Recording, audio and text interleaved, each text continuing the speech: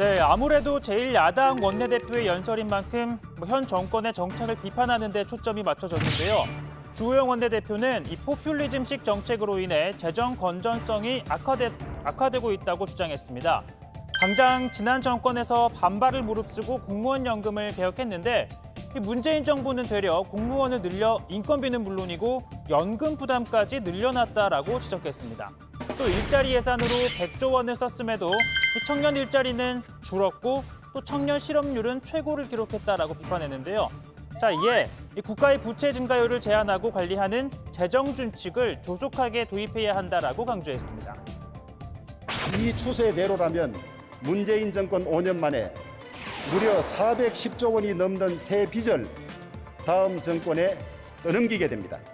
정권 내내 빚내서 생색내고 뒷감당은 누가 하라는 말입니까?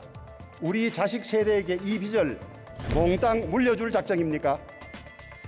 네, 무엇보다 주 원내대표는 문재인 정권이 가장 잘못한 건 삼권 분립을 훼손하고 법치주의를 파괴한 것이라고 주장했습니다.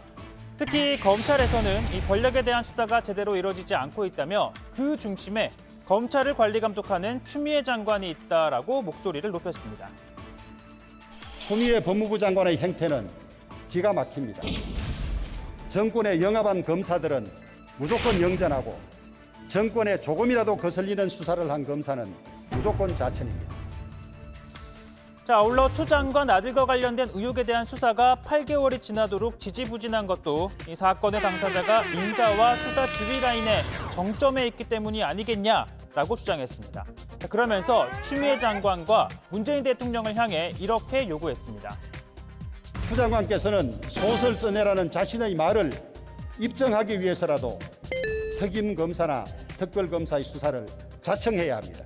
못하겠다면 법무부 장관 자리를 사임하는 것이 맞지 않습니까? 추미애 장관의 인사권자는 문재인 대통령입니다. 지금이라도 추미애 장관에게 잘못된 검찰 인사를 시정하라고 지시하고 제대로 수사하라고 명령해 주십시오.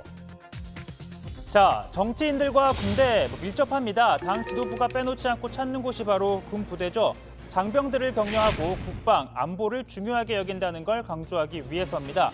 추미애 장관도 민주당 대표 시절 이렇게 군부대를 직접 찾았습니다. 군복을 또 입었죠. 또 직접 전차에 올라 타기도 했습니다. 특히나 당시 추미애 대표는 당 대표이기 전에 이 대한민국의 한 어머니로서 소위 어머니의 리더십을 이렇게 선보이기도 했습니다. 어제부터 물청소 시키시고 하지 않았습니까? 연기 바꾸라 그러고. 전체대회 대장하고 주임원들가 전문을 내려가지고 평상시에 아주 깨끗하게 관리가 잘 되고 있습니다.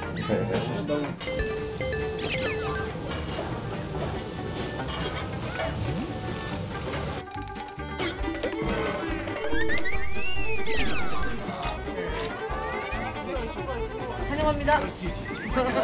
대한민국 아들 백진영. 환영합니다. 대한민국 아줌마 추미애. 여러분들이 힘든 줄 알기 때문에 저도 사실 아들이 지금 이 순간에 군에서 복무 중입니다. 자, 당시 이 추미애 장관, 당시 추미애 대표의 아들도 이 카투사로 군복무 중이었던 만큼 장병들을 보는 마음이 남달랐다는 겁니다. 하지만 최근 이 아들을 둘러싼 의혹들로 어머니 입장이 곤혹스러워진 모양새인데요.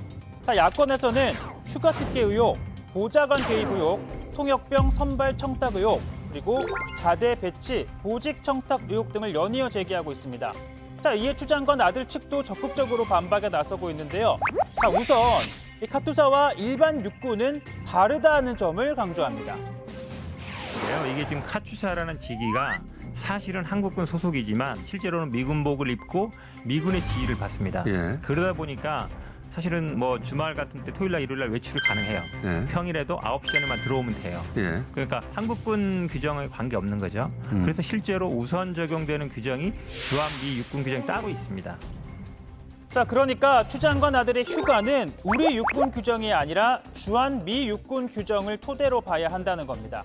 자, 특히 휴가 특혜 의혹이 그러한데요. 자, 1차 병가를 쓴 다음 2차 병가를 쓸 때 요양심의를 받지 않았다라고 주장하는 데 대해서는 주한 미 육군 규정엔 심의 대상이 아니라고 주장합니다. 또 2차 병가를 마친 다음 복귀하지 않고 개인 휴가를 곧바로 또 아무런 근거를 남기지 않고 썼다.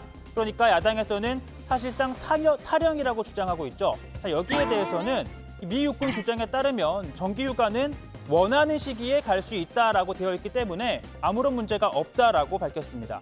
또 휴가와 관련된 서류가 남아있지 않다는 데 대해서는 육군은 5년간 보관해야 하지만 해당 규정, 미 육군 규정에는 1년으로 되어 있기 때문에 역시나 규정 위반이 아니라고 반박합니다.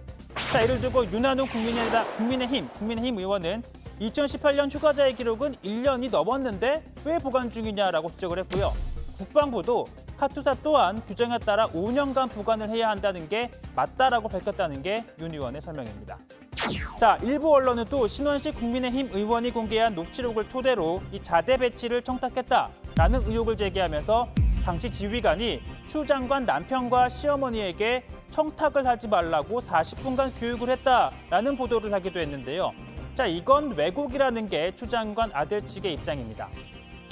자, 일단 자대는 난수 추첨, 일종의 랜덤으로 진행되기 때문에 외부의 개입은 원청적으로 불가능하다라고 반박을 했고요. 또 당시 추 장관 아들과 가족은 모든 훈련병과 가족들이 있는 식당에서 밥을 먹었고 주장하는 것처럼 따로 부대 관계자들을 만난 적이 없다라고 했습니다. 그러니까 두 사람을 따로 만나 청탁을 하지 말라는 건 있을 수가 없다는 겁니다. 자, 국민의힘이 추 장관 아들의 군복무 의혹을 계속해서 제기하는 것을 두고 김남국 민주당 의원은요, 무리한 정치 공세라며 이렇게 평가를 합니다. 군대를 갔다 왔으면 이런 주장을 하지 못한다. 자, 국민의힘에 군대를 안 다녀오신 분들이 많아서 그런 것으로 간주하겠다라고 말입니다. 그러니까 이 군대를 다녀왔으면 실제 이 군이 어떻게 돌아가는지 정도는 알 수 있는 상식적인 수준이라는 주장입니다. 다만 이 병무청이 공개한 국회의원들의 병력 이행 자료에 따르면요, 병역 의무 대상자 가운데 민주당은 34명, 국민의힘은 12명이 군 미필자입니다. 일단 민주당 의원들이 많죠. 그러니까 비율로 한번 따져보면요, 민주당은 약 23%, 국민의힘은 14%인데요. 그러니까 민주화 운동에 따른 수용 전력이나 건강 등 다양한 사유가 있긴 하지만 일단 김남국 의원의 주장 자체는 맞다고 볼 수 없는 대목이긴 합니다.